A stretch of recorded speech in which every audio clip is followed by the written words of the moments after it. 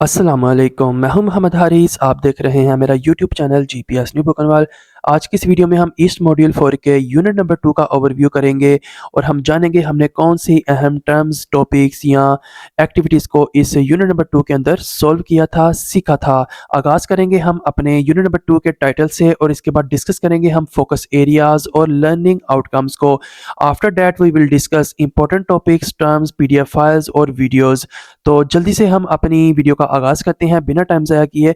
तो सबसे पहले आप स्क्रीन पर देख सकते हैं कि ईस्ट मॉड्यूल 4 के अंदर कौन से यूनिट्स हैं। इसको हम जस्ट एक नज़र देखेंगे ताकि एक सीक्वेंस को बरकरार रखा जा सके और फाइनली हम डिस्कस करते हैं यूनिट नंबर 2 के टाइटल को। टाइटल है हमारे पास how should I prepare for our writing lesson और एक्टिविटी। इसमें एज अ टीचर हमें ये सिखाया जाएगा कि हमने एक राइटिंग लेसन या उसके लिए किसी सरगर्मी का इनेकाद करना है, तो इसकी हमने तैयारी किस तरह से करनी है। तो अब हम जल्दी से फोकस एरियाज की बात कर लेते हैं। यूनिट नंबर 2 के अंदर 3 फोकस एरियाज हैं, यानी कि इन 3 एरियाज के ऊपर फोकस किया गया है। फर्स्ट वन है हमारे पास मोटिवेटिंग लर्नर्स टू राइट। तो आपने सबसे पहले जो लर्नर्स हैं, जो हमारे प्राइमरी स्कूल के स्टूडेंट्स हैं, उनको मोटिवेट करना है, आमादा करना है लिखने के लिए। और इसके अंदर 2 बातें हैं, ideas and resources to stimulate writing, यानी कि बच्चों की राइटिंग को बेहतर बनाने के लिए आपने किस तरह से आइडियाज़ का इंतज़ाम करना है और इसके लिए आपने कौन-कौन से जो रिसोर्सेज हैं, जहाँ वसाइल हैं, उनको मद्देनज़र रखना है। तो इस बात के ऊपर हमारा फोकस होगा। और सेकंड फोकस एरिया है हमारे पास activities to develop specific writing sub skills. तो जब हम राइटिंग की बात करते हैं तो फर्स्ट क्वेश्चन हमारे माइंड में या फर्स्ट थिंग हमारे माइंड में यही आती है कि बच्चों की लिखाई जो है वो साफ-सुथरी हो, रीडेबल हो। लेकिन हम बात कर रहे हैं इंग्लिश लैंग्वेज की, तो इसके अंदर और भी बहुत सी सब हेडिंग्स होती हैं, स्किल्स होती हैं जिनको हमने मद्देनज़र रखना होता है, सच एज़ के ग्रामर और इसके अलावा सिंगुलर, प्लूरल, हमने किस तरह से वर्ब को यूज़ करना है, ये सारी बातें जो है इन्हीं सरगर्मियों के अंदर आती हैं। और थर्ड वन है हमारे पास डेवलपिंग रिटन फ्लुएंसी। जिस तरह हम स्पीकिंग की बात करते हैं, फ्लुएंसी की बात करते हैं कि रवानी के साथ हम जो है बिना ब्रेक लगाए किसी भी इंग्लिश की हम टर्म को, किसी भी सेंटेंस को स्पीक कर सकें, बोल सकें। इसी तरह रिटन फ्लुएंसी का भी एक कॉन्सेप्ट अपनी जगह पे अहमियत रखता है, यानी कि लिखते हुए आपको कहीं पे जो है हर्डल ना पेश आए कि हमने अब कौन सी फॉर्म यूज़ करनी है और सबसे बढ़कर वोकैबुलरी कैसी हमने यूज़ करनी है। और ये सारी बातें जो है हमारे फोकस एरियाज़ के अंदर डिस्कस होंगी और बल्कि हम कर चुके हैं व्हाइल डूइंग आवर ट्रेनिंग। तो इन्हीं चीज़ों को हम आगे पढ़ेंगे। अब जल्दी से हम एक नज़र देख लेते हैं अपने लर्निंग आउटकम्स को। तो by the end of this unit you will be able to, तो ये हमारे पास 4 पॉइंट्स हैं जिनको हम सीखने के काबिल हो जाएंगे एज अ टीचर, यानी कि हम ऑलरेडी सीख चुके हैं। अभी जो है जस्ट हम इसका रिव्यू कर रहे हैं। Stimulate learners interest and engage them in the writing process. तो सबसे पहला मकसद तो इस यूनिट नंबर 2 का ये था कि हमने जो लर्नर्स की जो दिलचस्पी है उसको स्टिमुलेट करना है और उनको इंगेज करना है राइटिंग प्रोसेस के अंदर। तो किसी भी राइटिंग के लिए जो हम एक्टिविटी या सबक का आगाज़ करेंगे तो सबसे पहला काम हमारा होगा कि उस सबक के अंदर, उस लर्निंग प्रोसेस के अंदर बच्चों की जो दिलचस्पी है उसको पैदा करना और बच्चों को उसके साथ एंगेज करना। तो दूसरा हमारे पास आउटकम है identify the key skills needed for the teachers to plan and set up effective writing skills activities for different text types. तो हम इस पूरी ट्रेनिंग के अंदर आज जो हम इसका ओवरव्यू करेंगे, हम मुख्तलिफ जो टेक्स्ट की टाइप्स होती हैं उनको भी डिस्कस करेंगे और हर टेक्स्ट की जो टाइप होती है उसके लिए डिफरेंट स्किल्स भी दरकार होती हैं और सरगर्मियाँ भी दरकार होती हैं। तो हमने किस टेक्स्ट टाइप के लिए कौन सी सरगर्मी का इनेकाद करना है और बच्चों के लिए कब इसकी ज़रूरत होगी, कैसी हमने इसकी मनसूबाबंदी करनी है, ये सारी बातें हमारे पॉइंट नंबर 2 के अंदर डिस्कस हो रही हैं। तो थर्ड हम अपने लर्निंग आउटकम की बात करते हैं। हमारा थर्ड जो लर्निंग आउटकम है वो है कि जो हमारे पास राइटिंग की स्टेजेस होती हैं वो 3 होती हैं और हमने इन तीनों स्टेजेस में से, यानी कि प्री, वाइल और पोस्ट राइटिंग स्टेजेस में से कौन सी स्टेज को कब जो है हमने यूज़ करना है और कौन सी स्टेज कब हमारे पास अप्रोप्रिएट होगी क्लासरूम के अंदर जब भी हम किसी भी लर्निंग आउटकम को अचीव करने लगेंगे। तो लास्ट में हम बात करेंगे design practice activities that develop learners confidence to write in English. तो लास्ट में हमारे पास जो लर्निंग आउटकम है इस यूनिट नंबर 2 का, वो कॉन्फिडेंस से रिलेटेड है कि हमने बच्चों को कोई भी जो राइटिंग स्किल सिखानी है तो उसके लिए बच्चों के अंदर इम्पोर्टेंट थिंग कॉन्फिडेंस को किस तरह से हमें डेवलप करना है, और इसी तरह इसी कॉन्फिडेंस से बच्चों के अंदर फ्लुएंसी आएगी, रवानी आएगी। तो ये हमने जल्दी से डिस्कस किए लर्निंग आउटकम्स, जो कि हमने यूनिट नंबर 2 को कंप्लीट करने के बाद एक्सपेक्ट कर रहे हैं कि टीचर्स के अंदर ये डेवलप हो जाएंगे। तो जैसा कि हमारा टाइटल था कि how can I prepare for a writing lesson और एक्टिविटी, तो इस सिलसिले में हमने जब यूनिट नंबर 2 का आगाज़ किया तो कुछ टीचर्स ने एडवाइसेस दी थी और साथ में उनके जो असरात थे वो बताए थे, यानी कि उनके समरात बताए थे। तो इस सिलसिले में हमारे पास ये एक एक्टिविटी थी जिसको मैं जल्दी से डिस्कस करता हूँ। एक टीचर ने बोला था कि allow students to write together with friends. तो जब हम बच्चों को अपने दोस्तों के साथ लिखने के लिए इजाज़त देते हैं, मौके देते हैं, तो this will make it a social and enjoyable activity. तो ये जो चीज़ है, ये जो सरगर्मी है, ये बच्चों को जो है सोशल बनाती है और बच्चों को जो लर्निंग प्रोसेस है उसको इंजॉयबल बच्चों के लिए बना देती है। बच्चे इसको इंजॉय करते हुए सीखते हैं। तो इसी तरह दूसरे नंबर पे हमारे पास एक टीचर ने एडवाइस दी थी कि encourage students to write about things they know. तो जब हम बच्चों को उन चीज़ों को लिखने के बारे में कहते हैं कि जो वो ऑलरेडी जानते हैं, तो इससे क्या होता है, personal connections can motivate writing. तो चूंकि बच्चों का जो कनेक्शन होता है और वो ऑलरेडी उस चीज़ के साथ बना होता है, तो बच्चे जो है आसानी से आमादा हो जाते हैं लिखने के लिए। Have students look at pictures for writing ideas. तो इसी तरह एक टीचर ने पिक्चर्स की जो है एडवाइस दी थी कि राइटिंग आइडियाज़ के लिए बच्चों के सामने पिक्चर्स को पेश करें। तो इसका क्या फ़ायदा होगा, visual prompts can stimulate creativity. तो इससे बच्चों की जो क्रिएटिविटी है, तख्लीकी सलाहियतें हैं, वो खुल के सामने आती हैं। When possible let students choose what they want to write about. अगर मुमकिन हो तो बच्चों को वो लिखने दें जो वो चाहते हैं। तो इससे क्या होगा, चॉइस इंक्रीज एंगेजमेंट। तो इसके बच्चों की जो एंगेजमेंट है, जो रवानी है, जो ताल्लुक है, वो जो है इंक्रीज करता है। Foster discussions about their writing.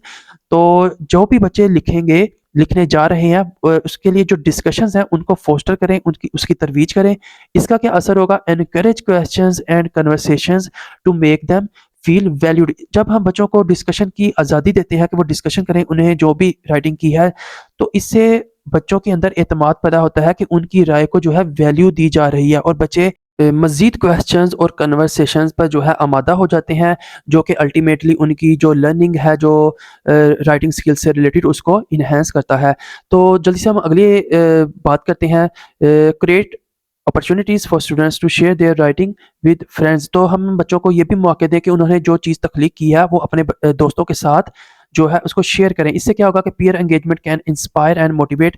तो बच्चे जो है इससे इंस्पायर भी होंगे और आमादा भी होंगे मज़ीद जो है इसके अंदर निखार लाने के लिए। Keep activities varied. तो इसका हमारे पास एक टीचर ने ये एडवाइस दी थी उस वीडियो के अंदर कि आप एक्टिविटीज़ को वेरी करते रहें, तब्दील करते रहें। इससे क्या होगा कि बच्चे बोर नहीं होंगे और बच्चों की दिलचस्पी कायम रहेगी, क्योंकि हर बार जब नई एक्टिविटी आएगी तो बच्चों की दिलचस्पी कायम रहेगी। Praise and acknowledge students writing efforts and improvements. तो बच्चों को ऑब्वियसली जब हम उनकी प्रेज करेंगे, जब उनकी तारीफ करेंगे, तो इससे बच्चों के अंदर हौसला पैदा होगा। वो इनको एक जो है ना नया अज़म मिलेगा कि वो जो चीज़ सीख रहे हैं ये उनके लिए भी फ़ायदेमंद है, और उनकी जो हिडन क्रिएटिविटी है उसको वो बाहर लाने में भी ये चीज़ जो है अपना किरदार अदा करेगी। ये टीचर्स की कुछ एडवाइसेस थी जिनको मैंने जल्दी से डिस्कस किया, और इन एडवाइसेस को जब हम इम्प्लीमेंट करेंगे, इसके क्या असरात होंगे, या ये एडवाइसेस क्यों ज़रूरी हैं, सजेशंस क्यों ज़रूरी हैं, इनके असरात को भी हमने देखा। तो currently I am suffering from flu, तो so I apologise for any voice related issues. तो जल्दी से मूव करते हैं अपनी नेक्स्ट एक्टिविटी की तरफ। हमारे पास ग्रेड 3 पेज 42 के ऊपर जो बुक से रिलेटेड एक सरगर्मी है वो ट्रेनिंग के अंदर शामिल की गई थी, और इस पीडीएफ फाइल में हमने सीखा था कि हम किसी भी लेसन को लॉजिकली किस तरह से ऑर्गेनाइज कर सकते हैं। तो बेसिकली जो है हमने इसमें एक स्टोरी राइटिंग की एक्टिविटी की है जो कि ग्रेड 3 के पेज नंबर 42 से ली गई है, और इसमें हमने जो चीज़ फोकस में रखी है वो ये है कि there are 3 basic elements of a story. क्योंकि हम स्टोरी राइटिंग की बात कर रहे हैं, तो स्टोरी राइटिंग के लिए सिखाया गया है हमें इस एक्टिविटी के अंदर कि इसके जो है 3 स्टेजेस होंगी, 3 हिस्से होंगे इसके। पहला होगा हमारे पास बिगिनिंग, दूसरा होगा मिडल, और तीसरा होगा एंड। हम इन्हीं 3 स्टेजेस को मद्देनज़र रखते हुए अपनी स्टोरी राइटिंग को कंप्लीट करेंगे। और जो बिगिनिंग, मिडल और एंड है, इसके लिए हमारे पास जो है यहाँ पे जो 3 टॉपिक्स लिए गए हैं वो है कैरेक्टर्स, प्लेस और टाइम। इसका मतलब ये है कि जब हम कैरेक्टर को एक बार डिस्कस कर देंगे, उसके बाद हम प्लेस की बारी आएगी, और थर्ड में हमारे पास टाइम की बारी आएगी, और एक स्टेज में जो चीज़ें डिस्कस होंगी उनको अगली स्टेज के अंदर हम दोबारा डिस्कस नहीं करेंगे। आप यहाँ पे देख सकते हैं कि एक बबलू की जो है एक कहानी है। तो मैं जल्दी से स्क्रॉल अप करता हूँ। तो एक तस्वीर बच्चों को दिखाने के बाद कि वो बच्चे किस तरह से कहानी को डेवलप करें, तो सबसे पहले हमारे पास पॉइंट है कि show pictures of Bablu and Lahore zoo to generate excitement. तो सबसे पहले हम बच्चों को जो है एक हाथी की जो है तस्वीर दिखाएँगे ताकि बच्चों में एक्साइटमेंट आए, बच्चे ज़हनी तौर पे तैयार हो जाएँ कि उन्होंने क्या चीज़ लिखनी है। दूसरे नंबर पे हम इंट्रोड्यूस एंड डिस्कस की वोकैब्युलरी। तो कहानी लिखने के लिए दूसरी चीज़ हमारे पास वोकैब्युलरी होना ज़रूरी है। बच्चों के अंदर इंटरेस्ट ऑलरेडी डेवलप हो चुका होगा, तो हम वोकैब्युलरी बच्चों के सामने पेश करेंगे। तो चूँकि तस्वीर के अंदर जो चीज़ें हमें नज़र आ रही थी, उन्हीं चीज़ों के से रिलेटेड हम वोकैब्युलरी बोर्ड के ऊपर लिख सकते हैं, such as elephant, Lahore, zoo, peanuts, popcorn, bath. तो इन्हीं वोकैब्युलरी को जो है बच्चे यूज़ करके आगे डेवलप करेंगे अपनी स्टोरी को। Introduce the concept of mind mapping as a visual way to plan a story. अभी हमने ऊपर देखा इसी पीडीएफ फाइल में कि एक लाइन लिखने के बाद उसके आगे कुछ डॉट्स थे, यानी कि ब्लैंक लाइन थी, यानी कि हर लाइन का एक शुरू का जो हिस्सा है वो बच्चों के सामने पेश कर दिया जाएगा और उसका अगला हिस्सा या अगली जो बातें हैं वो बच्चे खुद से जनरेट करेंगे। As a class fill in the mind map together. तो जब हमने उस स्टोरी का एक माइंड मैप बनाना है, तो हम जो है एज अ टीचर बच्चों के साथ मिलकर इसको जो है जनरेट भी करेंगे और कंप्लीट भी करेंगे। पांचवें नंबर पे है हमारे पास using their mind maps as guides have students write their stories expanding on the details they have planned. तो जब बच्चों को एक लाइन की शक्ल में आगाज फराहम कर दिया जाएगा, तो बच्चे उसी माइंड मैप की मदद से जो है अपनी अपनी लाइनों को अपने अपने अंदाज में आगे बढ़ाने की कोशिश करेंगे। इस सिलसिले में टीचर्स हैं उनकी मदद भी कर सकते हैं, ग्रामर के रिलेटेड या वोकैबुलरी से रिलेटेड अगर उनको कोई इशू पेश आए। छठे पॉइंट पे हमारे पास celebrate their efforts and creativity. तो बच्चे जब कहानी को मुकम्मल करते हुए अपनी अपनी समझ के मुताबिक जब भी कोई सेंटेंस को लिखेंगे, उस कहानी को आगे बढ़ाएंगे, तो एज अ टीचर हमारी ये जिम्मेदारी है कि हम उनकी एफर्ट जो है उसको सेलिब्रेट करें, उसको सपोर्ट करें, ना कि इंस्टेंटली उसके अंदर ग्रामर की मिस्टेक्स निकालें। तो ये चीज़ जो है बच्चों के अंदर मजीद आगे बढ़ने के लिए बहुत मामन साबित होगी। तो सातवें नंबर पर हमारे पास assign students read their stories to a family member और a friend at a home etcetera. तो सातवें नंबर पर ये कि हम बच्चों को जो है ये गाइड करें कि वो अपनी जो लिखी गई कहानी है अपने घर जाके अपने दोस्तों में, अपने फैमिली मेंबर्स में उसको रीड करें और चेक करें कि उन्होंने अपनी जो क्रिएटिविटी है उसको किस हद तक जो है एंड किया है। तो इस एक्टिविटी में बेसिकली हमने ये सीखा कि किसी भी लेसन राइटिंग के अंदर 3 स्टेजेस होती हैं। हमने स्टोरी राइटिंग की मिसाल देखी, मैंने इसको होपफुली जो है जिस तरह से समझाया आपको काफ़ी हद तक इसका आइडिया हो चुका होगा। स्टोरी राइटिंग के लिए हमने बिगिनर, मिडल और एंड का पर्सपेक्टिव जो है वो यूज़ किया। अब हमने बच्चों की बात करनी है कि जब हमने बच्चों को इस तरह से एक 3 हिस्सों के अंदर डिवाइड करके बच्चों के सामने एक माइंड मैप पेश करेंगे, तो बच्चों का इसके ऊपर रद्द-ए-अमल क्या होगा? पहली बच्ची ये कह रही है कि हमने जब बच्चों को एक तस्वीर दिखा के उसके ऊपर राइटिंग कहानी लिखने को कहा, तो पहली बच्ची ये कह रही है कि मुझे बबलू की तस्वीर देख के बहुत अच्छा लगा और चिड़ियाघर की तस्वीर देख के भी मुझे बहुत ज़्यादा एक्साइटमेंट हुई। दूसरा बच्चा ये कह रहा है कि वोकैब्युलरी के नए अल्फाज जैसा कि एलिफेंट और पीनट्स जो है ये मुझे बहुत अच्छा लगा इनको सीखना। तीसरी बच्ची ये कह रही है कि कहानी लिखते हुए जब हमारे टीचर ने हमें तस्वीर बनाने को कहा बबलू से रिलेटेड, तो ये मुझे बहुत ज़्यादा एज़ अ फन जो है फ़ील हुआ। तीसरा बच्चा ये कह रहा है I enjoy working with my friends to create stories together. तो अगला बच्चा ये कह रहा है कि कहानियाँ लिखते हुए मुझे अपने दोस्तों के साथ मिलकर काम करना बहुत मज़े वाला काम लगा। इसी तरह अगली बच्ची ये कह रही है कि it makes me happy when my teacher and classmates say nice things about my work. तो उसने जैसी भी अपनी लाइन्स लिखी उसमें हो सकता है ग्रामर की गलतियाँ भी हों, लेकिन उसका जो माइंड के अंदर जो मैप था वो टीचर के सामने पेश हुआ और टीचर ने उसको एप्रिशिएट किया और वो बच्ची खुश है। इसी तरह I feel proud when my stories and drawings are displayed. इसी तरह हमने ये सीखा था कि आप बच्चों की जो तख्लीकी चीज़ें होंगी, ड्राइंग्स होंगी या लाइनें होंगी, आप क्लास में किसी कॉर्नर में उनको लगाएँ और जो है बच्चे उनको खुश होंगे। तो ये आप इसको वीडियो को पॉज़ करके मज़ीद तसल्ली से भी पढ़ सकते हैं। इसका मकसद ये था कि हम जब ये सारा काम जो है इसी के 3 स्टेजेस के दरमियान रखते हुए और माइंड मैप की मदद से करेंगे, तो बच्चों के अंदर ये किस तरह से दिलचस्पी पैदा करेगा राइटिंग स्किल्स को इम्प्रूव करने में। नेक्स्ट इम्पोर्टेंट एक्टिविटी हमारे पास ट्रांजैक्शनल राइटिंग और क्रिएटिव राइटिंग का एक कंपैरिजन था, जिसकी पीडीएफ को हम यहाँ पे अपनी स्क्रीन पर देख रहे हैं। ये मैंने पिछले जो रिव्यू था यूनिट 1 के अंदर वहाँ पे भी डिस्कस किया था। ट्रांजैक्शन राइटिंग जो है वो टू द पॉइंट होती है, जो कि हम एक स्पेसिफिक पर्पस के लिए करते हैं, यानी कि हम एक खत लिख रहे हैं तो उसके अंदर हम एक मखसूस कॉन्टेक्स्ट से बाहर नहीं जा सकते। इसी तरह हम कोई मजमून लिख रहे हैं या ईमेल लिख रहे हैं, तो हमने अपनी बात जो है वो एक टू द पॉइंट करनी होती है। जबकि क्रिएटिव राइटिंग के अंदर हम जब किसी चीज़ के बारे में बात करते हैं, तो हम अपनी क्रिएटिविटी, अपनी स्किल्स को जो है उसके अंदर इंक्लूड कर सकते हैं। जैसा कि कोई स्टोरी राइटिंग होगी, उसके अंदर जज़्बात का इज़हार हो गया और जो ट्रांजैक्शन राइटिंग होती है उसके अंदर हमारे पास क्लैरिटी होती है, एक एम होता है और जो कम्युनिकेशन होती है वो टू द पॉइंट होती है, कंसाइज होती है। जबकि क्रिएटिव राइटिंग के अंदर हम अपनी इमेजिनेशन को भी शामिल कर लेते हैं। ट्रांजैक्शन राइटिंग का जो पर्पस होता है वो स्पेसिफिक होता है, यानी कि हमने एक इन्फॉर्मेशन देनी है या किसी से कुछ रिक्वेस्ट करनी है। और क्रिएटिव राइटिंग के अंदर हम जो है अपनी वॉइस भी इंक्लूड कर लेते हैं, यानी कि एक ख़ास अंदाज उसमें उतार चढ़ाव को हम शामिल कर सकते हैं। तो ट्रांजैक्शन के अंदर हमारे पास अगेन जो है एक्सपेक्टेशंस होती हैं, एक जो है इंटेंडेड ऑडियंस की, कि हमने उसी ऑडियंस तक अपनी जो है आवाज़ पहुंचानी है। और ट्रांजैक्शनल राइटिंग के अंदर हमारा एक स्ट्रक्चर जो है वो भी लॉजिकल होता है, उसका एक इंट्रोडक्शन होता है, बॉडी होती है और बाद में हम उसका कंक्लूजन भी करते हैं। इसी तरह टोन जो होती है वो भी अप्रोप्रिएट होती है, उसके कुछ लेवल होते हैं, कुछ फॉर्मेलिटी होती है, यानी कि हमने जो हमारी ऑडियंस है उसको मद्देनज़र रखते हुए उस टोन को, उस ऑडियंस को, उस लॉजिक को बरकरार रखना होता है। जबकि जो क्रिएटिविटी होती है, क्रिएटिव राइटिंग होती है, उसके अंदर हम किसी हद तक जो है आज़ाद होते हैं। हम इमोशनली, इंटेलेक्चुअली जो है कोशिश करते हैं कि जिस तरह भी मुमकिन हो सके हम अपनी ऑडियंस के साथ जो है एंगेज हो जाएँ। तो मैंने अपने अंदाज़ में कोशिश की कि जो ट्रांज़ैक्शन राइटिंग है, जो क्रिएटिव राइटिंग है, उसका कंपैरिज़न आपके सामने पेश करूँ। अभी हम इसको मज़ीद डिस्कस करेंगे। तो ट्रांजैक्शनल राइटिंग से रिलेटेड एक लेसन प्लान मौजूद था जिसको मैंने अभी से अपनी वीडियो में शामिल किया है। ऑब्जेक्टिव है इसका इनविटेशन, एक लेटर लिखने के लिए, एक सालगिरह की दावत देने के लिए अपने दोस्त को। तो इसके लिए हमारे पास जो मटेरियल्स होंगे, हम वो वाइट बोर्ड और चाक बुक, मार्कर्स और chalk, papers, pencils, list of useful vocabulary words, यानी कि इनविटेशन, सेलिब्रेट, आप ये सारे जो वोकेबलरी के वर्ड्स हैं उनको एक कलरफुल चार्ट के ऊपर लिख कर या उनके पीसेस के अंदर व्हाइट बोर्ड के ऊपर जो है पेस्ट कर सकते हैं। इसके बाद हमारे पास जो स्टेज आती है वो होगी डिस्क्रिप्शन की। डिस्क्रिप्शन की जो स्टेज है उसके अंदर हम कम से कम 5 मिनट जो है रखेंगे, इसका तारुफ होगा।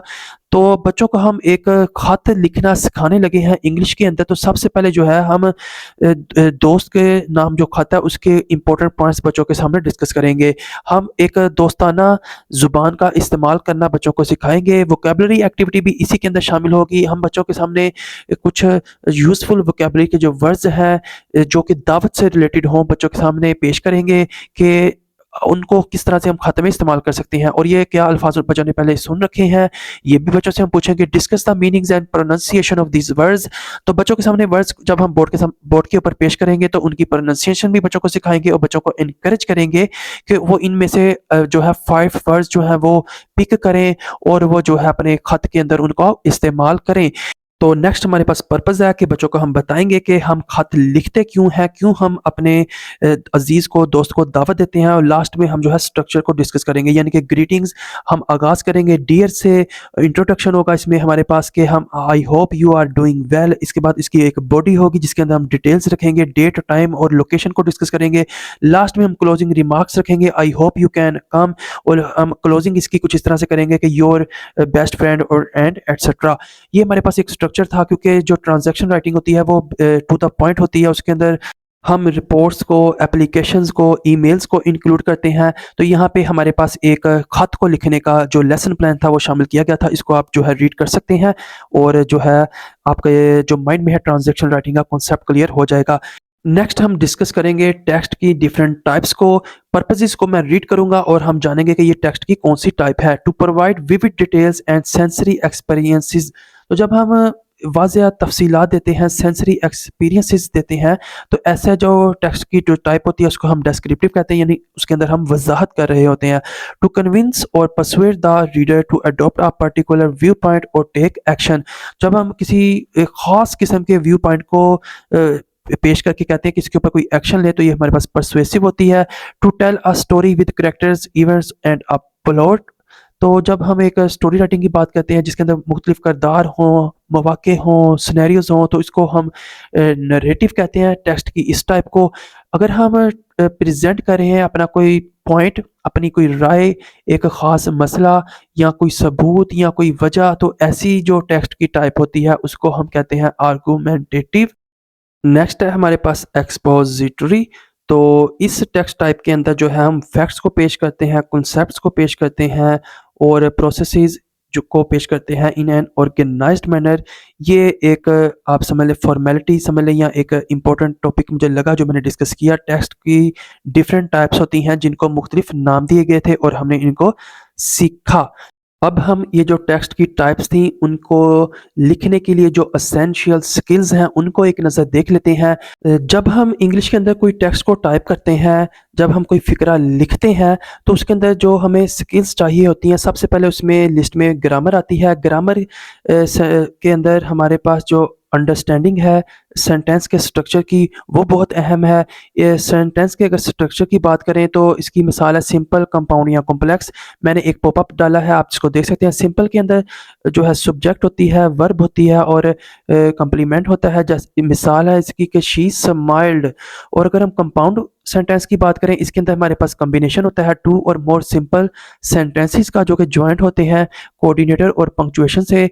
इसकी मिसाल है she smiled and she laughed. तो ये हमारे पास दो जो थे हमारे पास सिंपल सेंटेंसेस उनका कॉम्बिनेशन हो गया था, साथ में हमारे पास पंक्चुएशन भी मौजूद थी। और अगर हम कॉम्प्लेक्स की बात कर लें, an independent idea and a dependent idea in one sentence. तो इंडिपेंडेंट और डिपेंडेंट आइडियाज एक ही सेंटेंस के अंदर मौजूद होते हैं, इसी वजह से इसको कॉम्प्लेक्स कहते हैं। मिसाल इसकी थी she smiles when she is happy, यानी कि वो मुस्कुराती है जब वो खुश होती है। तो ये डिपेंडेंट और इंडिपेंडेंट की मिसाल हो गई। तो किसी भी फ़िक्रे को लिखने के लिए हमारे पास ग्रामर ज़रूरी थी। हमने इसके अंदर सिंपल, कंपाउंड और कॉम्प्लेक्स का फ़र्क जाना। Ensuring the subjects and verbs agree in number and person. तो जब हमने सब्जेक्ट्स का इस्तेमाल करना है और वर्ब्स का इस्तेमाल करना है, उसके अंदर कब हमने एस लगाना है और कब हमने ई एस लगाना है, और ऑब्जेक्ट कब यूज़ होगा, सब्जेक्ट्स कब यूज़ होगा, ये सारी चीज़ें ग्रामर से रिलेटेड हैं। इसी तरह फ़िक्रे को लिखते हुए जहाँ पे हमने पंक्चुएशन करनी है वो फ़र्क भी हमें आना चाहिए। जब हमारी बात जारी है तो हम जो है उसके अंदर आप कॉमास डालेंगे। अगर हमारी बात ख़त्म हो गई है तो हम फुल स्टॉप लगा देंगे। हमने सेमीकोलन लगाना है। ये सारी बातें इसके अंदर आती हैं। इसी तरह verb tense, maintaining consistent verb tense throughout the text. तो इसी तरह अगली बात है हमारे पास वोकेबलरी की। अगर हम ग्रामर, पंक्चुएशन या वर्ब सब कुछ ठीक तरह से जान जाएं, सीख जाएं, लेकिन हम अपनी बात उस वक्त तक अगले बंदे तक नहीं पहुंचा पाएंगे जब तक कि हमें रेलेवेंट वोकेबलरी जो कि हमारा थॉट है वो हमें ना आ रही हो, हमने सीखी ना हो। तो वोकेबलरी के बाद लास्ट में हमारे पास कोहेरेंस है, यानी कि एक तरतीब होनी चाहिए। हमारे पास जो स्टेजेस हैं फर्स्ट, नेक्स्ट और फाइनली की, वो हमें मालूम हो। और जो हम बात करने जा रहे हैं अगर वो आगाज़ की बात है तो उसको हम दोबारा एंड पे रिपीट ना करें। इसी तरह अगर हम पहले शख्स से बात कर रहे हैं, थर्ड पर्सन से बात कर रहे हैं, तो ये सारी बातें उस पैराग्राफ के अंदर कंप्लीटली जो है विजिबल होनी चाहिए, क्लियर होनी चाहिए। ये कुछ स्किल्स थी जिसको मैंने जल्दी से डिस्कस किया जो कि एक किसी भी इंग्लिश के फ़िक्रे के लिए ज़रूरी होती हैं। नेक्स्ट हमारे पास एक वीडियो आई थी और उसके अंदर हमारे पास ग्रेड 5 का एक लेसन प्लान पेश किया गया है, अमेजिंग प्लैनेट, जिसमें टीचर बच्चों को जो है इम्पोर्टेंस ऑफ नेचुरल एनवायरनमेंट के बारे में जो है एक पैराग्राफ लिखने के लिए कहती है और उनको एक वर्ड बैंक देती है, यानी कि अर्थ, प्लांट, वाटर और एयर। बच्चों से ही वो कहती है कि आप इन्हीं अल्फाज को यूज़ करते हुए जो नेचुरल एनवायरनमेंट की अहमियत है उसको आपने लिखना है और इस वर्ड बैंक को इस्तेमाल करना है।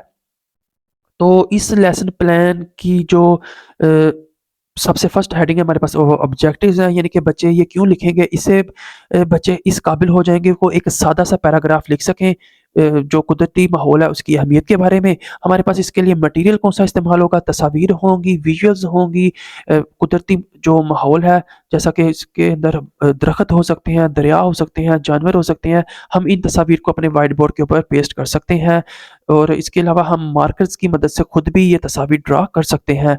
सेटिंग द कॉन्टेक्स्ट, अब हमने अपने जो मंजर है वो बच्चों के सामने फुली पेश करना है। तो हम कैसे इसका आगाज़ करेंगे, हम बच्चों को तस्वीर दिखाएंगे। हम जो है तस्वीर को अपने मार्कर की मदद से बोर्ड के ऊपर भी बना सकते हैं, अपनी टेक्स्ट बुक से भी तस्वीर बच्चों के सामने पेश कर सकते हैं। तो बच्चों के माइंड के अंदर जो है एक मैप जो है वो क्रिएट हो जाएगा कि हमने जो इम्पोर्टेंस बयान करनी है उसके अंदर हमने किन चीज़ों को डिस्कस करना है। इसके लिए हमारे पास वर्ड बैंक जो है वो ऑलरेडी हमने बोर्ड के ऊपर लिख दिया होगा। तो इस तरह हमारा जो कॉन्टेक्स्ट है वो सेट हो जाएगा। तो हम इसके बाद ask learners to describe what they see in their first language. तो हम आगाज़ करने से पहले बच्चों को कह सकते हैं कि वो अपनी जो ज़ुबान है उर्दू उसके अंदर वो इसको एक्सप्लेन करें और देन जो है वो writing paragraph in English language जो है वो स्टार्ट कर सकते हैं। नेक्स्ट हमारे पास प्रोवाइडिंग यूज़फुल लैंग्वेज है, यानी कि हमने बच्चों को सामने जो है इंट्रोड्यूस करवाना है बेसिक जो इंग्लिश वर्ड्स होते हैं उनको और फ्रेजेस को, यानी कि हम इंग्लिश की कोई लाइन रिलेटेड जो रिलेट कर रही हो हमारी एनवायरनमेंट से, हम बच्चों के सामने वो लाइन स्पीक करेंगे, बोलेंगे और ताकि उसी को यूज़ करते हुए बच्चे जो है खुद से लाइनें जनरेट कर सकें। हम वोकैबुलरी के वर्ड्स भी बोल सकते हैं, बच्चों को हिंट दे सकते हैं जैसे फ्लावर्स, स्ट्रीम्स, फॉरेस्ट, जंगलात, समुंदर, दरिया, गारें, जो बीचेज़ होते हैं, जो सहरा होते हैं, पहाड़ जो होते हैं, ये सारे अल्फाज जो हैं बच्चों के सामने हम पेश करेंगे। फिर हम कह सकते हैं कि rivers are blue, skies are blue, clouds are white, trees are awesome, they provide us oxygen। जब हम बच्चों से बोलेंगे कि trees provide us oxygen, तो बच्चे जो है इससे जनरेट कर सकते हैं trees provide us wood, they provide us material to blow a fire। तो बच्चे जो है इससे अपना जो है खुद से मतलब निकाल के अपनी लाइनों को भी फिट कर सकते हैं।